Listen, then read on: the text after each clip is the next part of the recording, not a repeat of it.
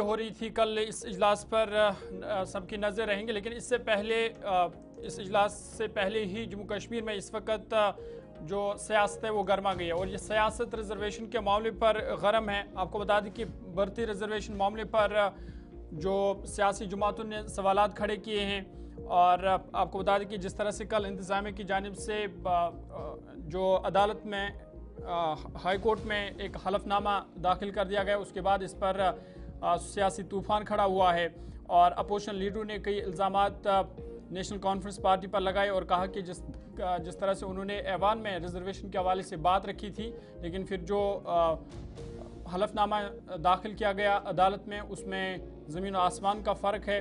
और इधर आपको बता दें कि इस हवाले से फ़िलहाल जम्मू कश्मीर में सियासत गर्म है, लेकिन जो काबीना वज़ीर और ज़ैली कमेटी जो इस हवाले से बनाई गई थी, ज़ैली कमेटी की सरबरा सकीना यतू साहिबा ने ये साफ वाज़ा किया है कि उमर अब्दुल्ला सरकार रिजर्वेशन के मामले को लेकर संजीदा है और उन्होंने कहा कि जो कमेटी इसके लिए बनाई गई है सब कमेटी, वो 6 महीनों के अंदर अंदर इस हवाले से जो अपनी रिपोर्ट है वो तैयार कर लेगी। लेकिन सियासी जमातों जो अपोजिशन जमात है वो ये सवाल खड़ा कर रहे हैं कि अगर अभी तक कोई रिपोर्ट सामने नहीं आया जो सब कमेटी बनाई गई थी, तो उससे पहले ही जो अदालत में इंतज़ामिया की जानिब से हलफनामा दाखिल किया गया, सज्जाद गनी लोन ने इस पर सवाल उठाए, कहा कि उस पर जो सब कमेटी उसका भी जिक्र नहीं किया गया।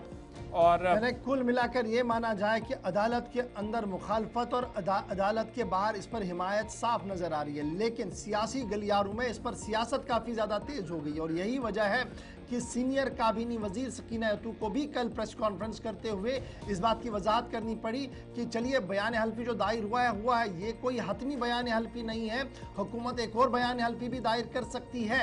ये बड़ी डेवलपमेंट है तब जब लगातार अदालत के अंदर एक बयान हल्फी चला गया। तो सवाल ये है कि जब वो बयान हल्फी बनाया गया था तो क्या रियासती हुकूमत को एतमाद में लिया गया था या नहीं, एक बड़ा सवाल ये पूछा जा रहा है। और दूसरा बड़ा सवाल ये है कि अगर काबीनी कमेटी बनाई गई है जिसका खुद जिक्र वजीर आला ने ऐवान के अंदर भी किया, कई सवालों के जवाब के दौरान भी किया गया, तो उस बयान हल्फी के दौरान उस कमेटी का जिक्र क्यों नहीं किया गया, क्यों गुमराह कुन बयान वहां पर दिया गया, ये भी दूसरा मुद्दा होगा जो कल भी आप ऐवान के अंदर देखेंगे। लेकिन लीगली इस पूरे प्रोसेस को हम कैसे देखें, जहां हुकूमत मान रही है कि जो इकदाम किए गए हैं वो हतमी है और ये जो दरख्वास्त अदालत के सामने है ये अदालत का वक्त खराब करने के लिए है और सही तरीके से हकायक पेश नहीं किए गए, जिस वजह से गुमराह किया गया अदालत को। ये एफिडेविट के अंदर लिखा गया और दरख्वास्त की गई कि इस दरख्वास्त को मुस्तरद किया जाए और आगे बढ़ा जाए। तो अब ये देखना होगा कि अदालत के अंदर चूंकि अब इसकी समाअत होनी है, बाज़ाब्ता समाअत होनी है, लेकिन समाअत से पहले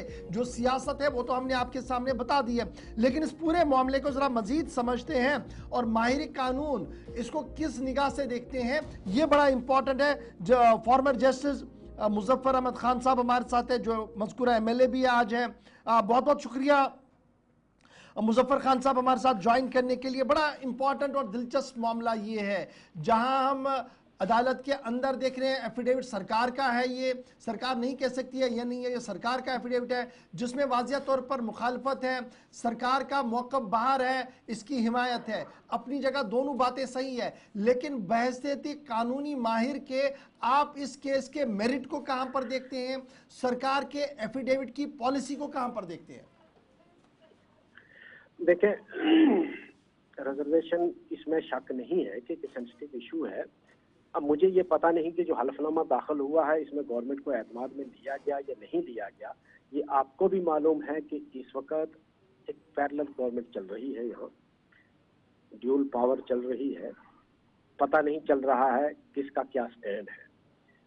जब गवर्नमेंट दो धड़ों में है तो स्टैंड किसका है, लेकिन फाइनली आखिर गवर्नमेंट जो इलेक्टेड गवर्नमेंट है उन्हीं का जो हलफनामा जब दाखिल हो जाएगा तो उसके बाद तमाम मामला जो है वाजिया हो जाएंगे।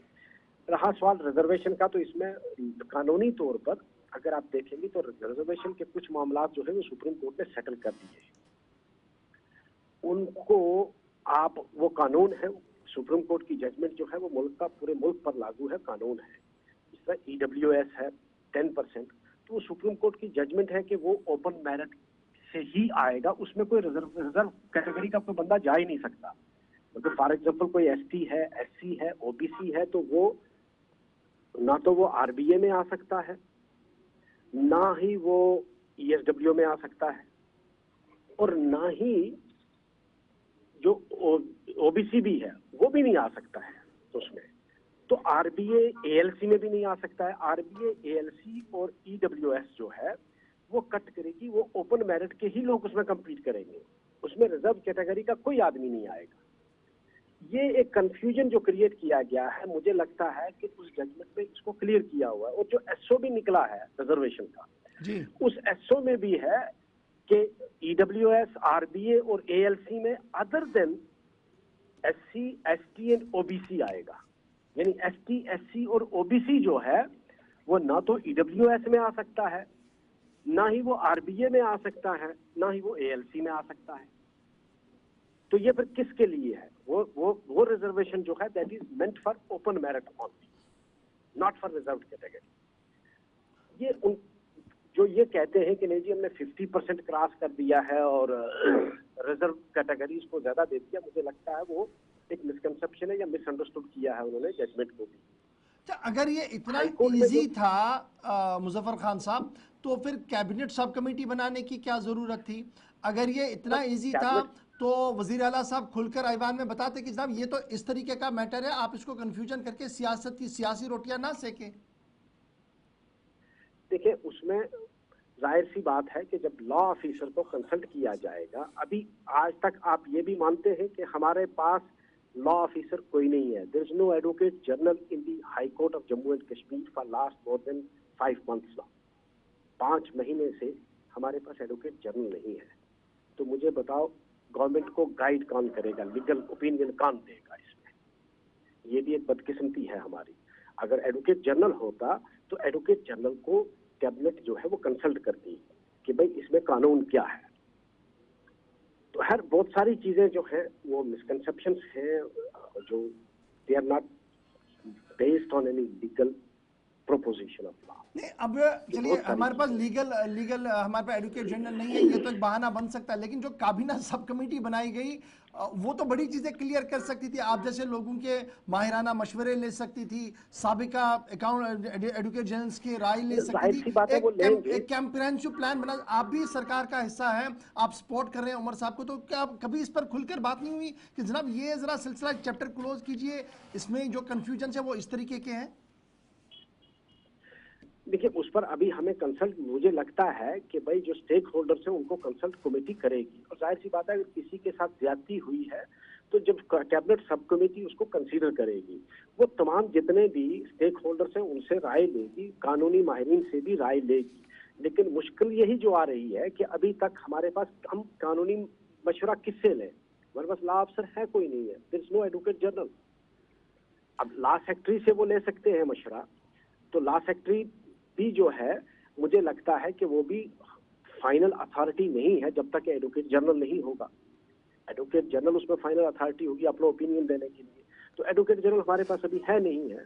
बहरहाल कैबिनेट सब कमेटी जो है वो अच्छा जी, अपने मुजफ्फर खान लेवल साहब, पे चूंकि आप जज भी रहे हैं सेशन में, आपने बड़े बड़े केसेस देखे हैं, जब सरकार कोई एफिडेविट फाइल करती है इसको कितना वैलिड माना जाता है? और क्या फिर सरकार अपने उस पुराने एफिडेविट को रिप्लेस भी करवा सकती है, जिस तरीके का कल इशारा दिया गया? नहीं, रिप्लेस तो बहुत मुश्किल है। जब एफिडेविट दे दिया है तो अनलेस वो विथड्रॉ ना करे और कोर्ट परमिट ना करे, वो तो कोर्ट की मर्जी है कि कोर्ट परमिट करेगा कि नहीं करेगा, वो तो डिस्कशन कोर्ट की है। They can withdraw the affidavit, they can withdraw any pleading with the permission of the court only. Okay. Otherwise, they cannot take two contradictory stands. If a stand has been taken, उसको valid माना जाता है, government का stand वही रहता है। अच्छा, जब ये एफिडेविट फाइल्स होते हैं तो क्या मज़कूरा मिनिस्ट्री को कॉन्फिडेंस में लिया जाता है, मिनिस्टर साहब को नोटिस में रखा जाता है अगर इलेक्टेड गवर्नमेंट हो? मिनिस्टर्स को तो जाहिर सी बात है लिया जाना चाहिए, लेकिन मैंने कहा ना कि यहाँ ये समझ नहीं आ रही, क्योंकि अभी तक गवर्नमेंट की अपनी जो टीम है ना एडिशनल एडवोकेट जनरल की और एडवोकेट जनरल की, वो बनी ही नहीं है। अभी वही जो पुरानी टीम है एग्जिस्टिंग वो काम कर रही है, वो भी हेडलेस है, एडवोकेट जनरल कोई नहीं है अभी तक। ये मुझे तो इसका कोई नॉलेज नहीं है, I am not privy to it कि भाई मिनिस्टर को कंसल्ट किया गया या नहीं किया गया, क्योंकि इनका अपॉइंटी जो है अभी है कोई नहीं हाई कोर्ट में, ये अपॉइंट नहीं कर पाए। उसकी वजह यह है कि there is a tug of war between two officers, वो आपको भी पता है और मुझे भी पता है कि भाई पहली बार ऐसा हुआ, हिस्ट्री में ऐसा कभी भी नहीं हुआ तो कि एडवोकेट मुजफ्फर जनरल खान साहब, सियासत में भी आप हैं, रियासत के मामलात आपके सामने, क्या हम ये माने कि सबसे कमजोर हुकूमत और सबसे मजबूत इंतजामिया इस वक्त? मैं ये तो नहीं कह सकता कमजोर, बहरहाल एक अनसर्टेनिटी है। कमजोर तो मैं नहीं कह सकता, हुकूमत है, मिनिस्ट्री फिर हुकूमत की रेट कहां पर है? अगर हुकूमत ये कह रही है कि हमने जी काबीना सब कमेटी बनाई, जूनियर मोस्ट अफसर मतलब डिप्टी रैंक से, सेक्रेटरी से भी नीचे रैंक का अफसर कोर्ट में जाकर एफिडेविट दे रहा, तो मैं तो समझूंगा ना कि मजबूर हुकूमत है। मजबूर हुकूमत तो नहीं कह सकते, बहरहाल एक है, जाहिर सी बात है कि एक टग ऑफ वार चल रही है। और एक बदकिस्मती हमारी ये है कि मैंने कहा ना कि पहली बार ऐसा हुआ कि Jammu Kashmir high court without any representation of the government है आज की डेट। रिप्रेजेंटेशन बिकॉज जितने भी आज भी जो एडिशनल एडवोकेट जनरल्स हैं वो इस गवर्नमेंट के अपॉइंटी हैं नहीं, वो पुरानी गवर्नमेंट के अपॉइंटी हैं और वो जाहिर सी बात है they of their allegiance to that government only. चलिए, बहुत